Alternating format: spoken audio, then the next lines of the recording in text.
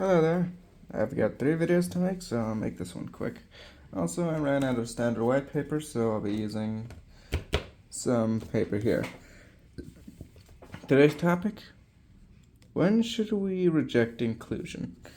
Now, for those who don't know, DEI, or diversity, equity, and inclusion, are very common beliefs among many people, specifically the support for it. Do I agree with it? No. As a matter of fact, I rather firmly reject it on the grounds of individualism and pure pragmatism. Also, I spelled equality, not equity. But let's look at the last one for a second. What does inclusion mean? Inclusion means to allow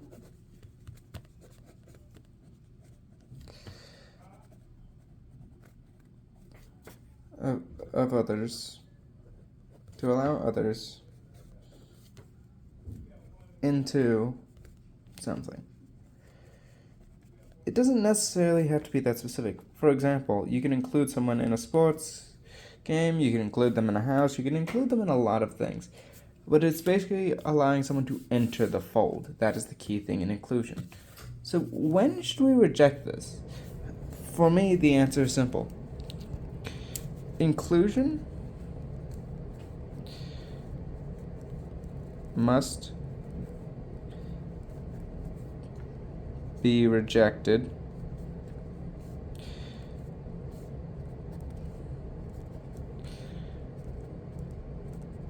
when it is clear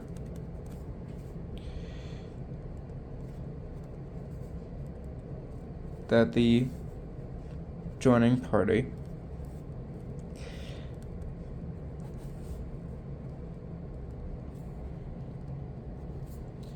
does not respect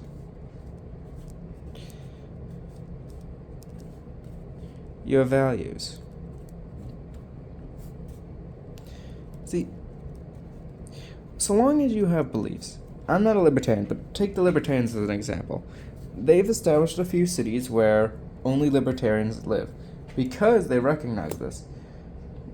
I would not go up to a libertarian and say, let me in. As a matter of fact, I'd be more than fine with them being on their own. For as authoritarian as I am, libertarians, more than fine with. They're not a threat. I have no problem with them. It's other authoritarians that I want to rip down. But regardless, they would not let me in because of my clear militant tendencies and my general beliefs. And they would rightfully do so because my values do not align with theirs. They believe in non-aggression. I do not believe in that because, as far as I'm concerned, non-aggression has led to the greatest suffering in humanity. Because if people don't act, then those who do get free reign, and I don't like that, so I prefer to act first. So it is understandable for the libertarians to not include me in their society, because I'm not a libertarian. Simultaneously, it makes no sense for the reverse. Why should a totalitarian, for all the harm that they would cause, let's say they have their own area, why would a totalitarian accept a person who does not believe in totalitarian rule? It makes no sense. It is not practical. It does not help anyone in their society. It makes none. So they shouldn't do it. That is simple. Now one may say paradox of tolerance. If you tolerate the intolerant, then you end up with intolerance running the show, which is true. But that's not why you shouldn't include certain people.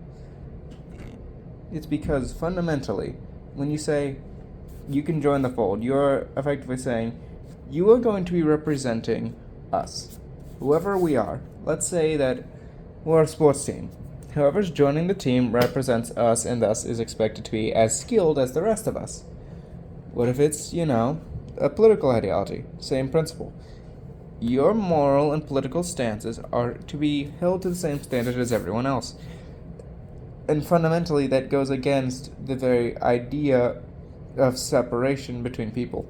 Because for people to be separate in terms of beliefs and all sorts of things that multiculturalism would promote, they would have to effectively say, we cannot join you or be included because that, whatever the object is, has certain standards that we do not meet.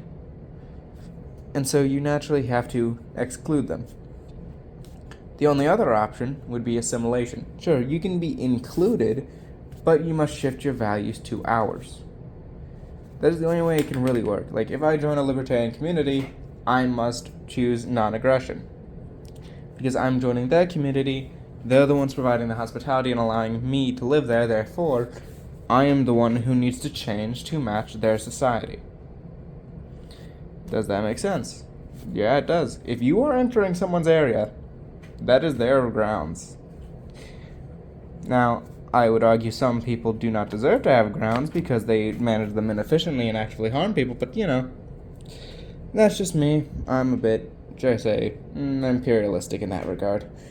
See, even if I am not the pinnacle of people who believe in inclusion, I still recognize its existence, its importance, but also its lines. You cannot have a society where everyone's included, because fundamentally, society necessarily excludes certain people. Think about it. The United States has borders. Not everyone's inside of them. Not everyone's under U.S. jurisdiction. Could you imagine what a Brit would say if they learned, oh yeah, you are technically part of the United States now because we say so, therefore you're included in our society. Yay! No, the Brit would say, go screw yourself. I'm my own thing. The Brit would not accept such a thing. Tell it to a Frenchman, you're going to hear the same response. Russian? Same. Chinese? Same. People generally like, having their own territory, their own lands, their own people. So you can't include everyone. Fundamentally, you can't. There is a limit to how many people you can include. Even in my perfect world where the U.S. rules everything, and everyone is guaranteed natural rights, there is still a separation between different areas because fundamentally, yes, people are different. They are always going to be different. I may tell everyone you must respect freedom of speech, even if it means you have guns at your face just to do it. But still, it exists, and they're still different. They may speak different. They may have different beliefs. They may say, oh, we want to speak about this more than that. This is the nature of people. We will never have a society where everyone can be included. Never. No, we have one where they all can stand at the same level. Fundamentally, you can never have that happen. That's just reality. So, when it comes to inclusion, only let those willing to assimilate to the new society join. Now, necessarily, sometimes a few governments need to be overthrown, but, I'll save the imperialism for later topics. For now, have a good day, and goodbye.